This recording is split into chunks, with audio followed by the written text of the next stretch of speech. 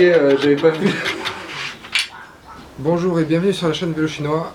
Aujourd'hui on va monter les barres aéro, la manette de commande de vitesse pour le dérailleur arrière et passer la gaine pour le derrière et le câble arrière.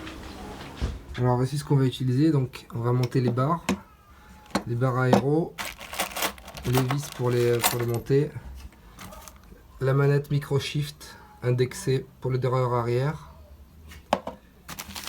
le kit câble et gaine du rail. Attention, si comme vous avez acheté un kit comme ça de gaine et de câble, pour votre vélo de contre-la-montre ça ira pas si vous voulez passer les gaines en entier, parce que c'est fourni avec juste une seule gaine de 1,70 m, ce qui va pas être suffisant. Donc je m'en suis rendu compte en faisant le montage, donc faites attention sur ça. Alors ici, vu que la manette de passage de vitesse vient se fixer au bout de la barre, il faut qu'on commence à les fixer pour pouvoir avoir la bonne longueur de câble à peu près. Donc on va commencer par fixer les deux barres aéro ici sur le cintre. Donc le cadre vient avec différentes hauteurs comme ça d'entretoise qu'on peut, pour faire varier la hauteur des barres. Et pour l'instant je vais la mettre à la hauteur standard et faire les réglages plus tard. Mais il faut garder en tête que le câble passe à l'intérieur, donc garder assez de marge pour quand les barres seront montées si on veut modifier la hauteur.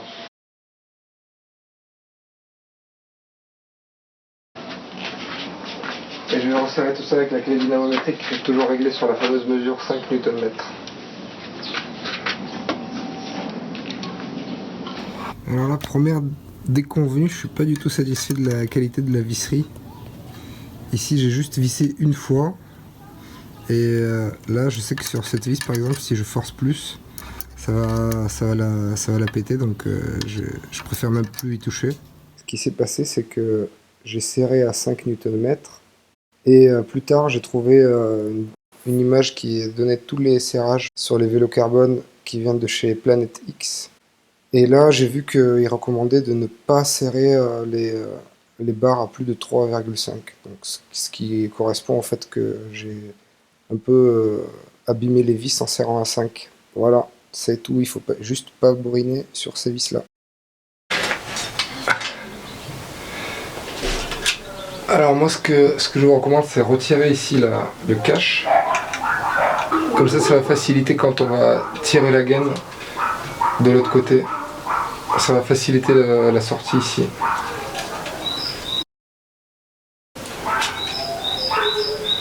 Hop, on le met de côté. Alors ici je préconise toujours la même méthode, découper ici en longitudinal, essayer d'aplatir au maximum.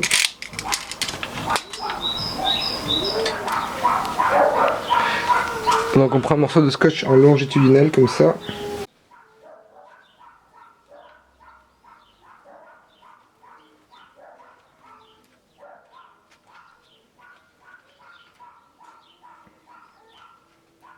On enroule autour de la gaine et on pousse. Le mieux c'est de pas tirer mais de pousser tout en aidant de l'autre côté.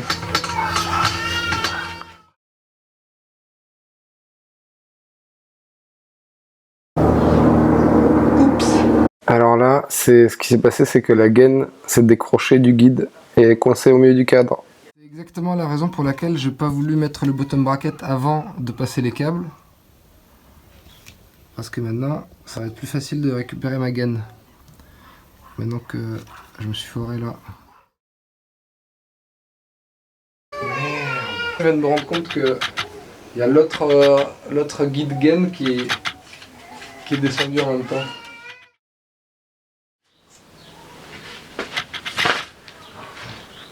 Je suis assez chanceux là. J'ai réussi à voir ma gaine ici même en ayant perdu le guide à ce niveau là.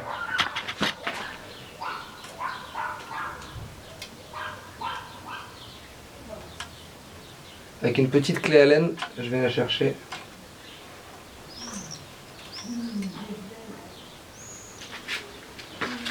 Et pousser.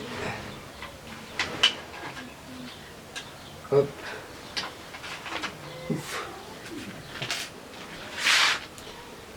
Et je remets le petit cache.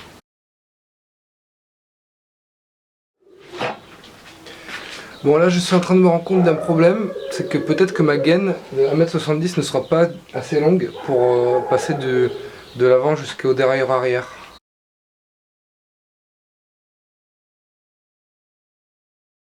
Donc ça c'est symboliquement on dit que la gaine est comme ça. Alors qu'est-ce qui me reste ici devant? Je vous rappelle que la manette va venir ici. Donc il faut que la gaine elle aille jusque là, donc c'est assez chaud. Bon, j'ai réussi à passer la gaine à l'arrière et en ce faisant j'ai perdu le guide ici qui sortait pour le derrière avant. Et en plus du coup je me suis rendu compte que cette gaine était trop courte pour le derrière arrière, donc la seule solution c'est de la sortir et d'utiliser, c'est la seule gaine que j'ai pour l'instant pour le derrière avant, et celle que je vais commander là va être pour le derrière arrière. Donc il faut que je ressorte cette gaine, que je remette un guide je pense, et que je l'utilise pour le derrière avant tout en sachant que j'ai perdu le guide.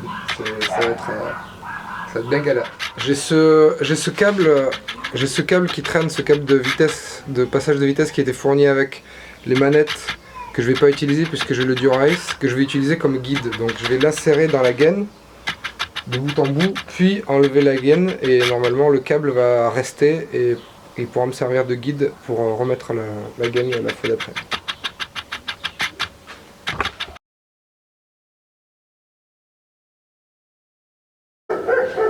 Donc maintenant je vais utiliser cette gaine pour la passer sur le derrière avant, je suis plutôt confiant.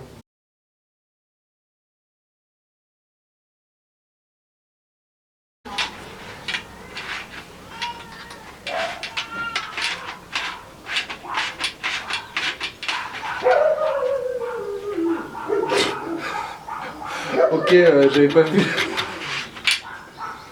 Elle est sortie par le tube de sel. Ok, vidéo gag.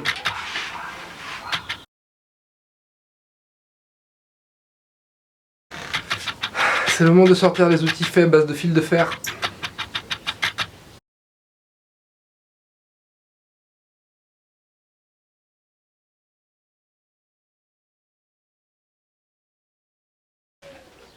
Et j'ai réussi à voir la gaine au bord.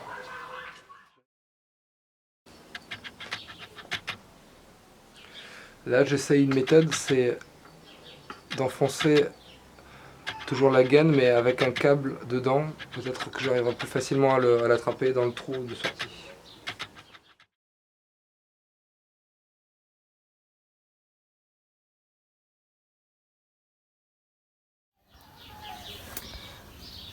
Bon, je viens de réussir à rattraper ma connerie à l'aide du système comme ça, où j'ai mis la gaine par en haut, j'ai mis un câble dedans et après j'ai essayé de récupérer le câble par le trou avec un petit fil de fer comme ça en le passant par là. Et c'était bien la galère. Bon, au lieu de monter les gaines, au lieu de monter la gaine pour le derrière arrière, ça s'est transformé en montage en récupération de guide de câble. D'abord je me suis rendu compte que ma gaine était trop courte pour faire le derrière arrière, donc j'ai dû ressortir la gaine. J'ai utilisé un câble que j'avais comme guide. Et puis pendant que je faisais tout ça, j'avais perdu le guide de la gaine du derrière avant.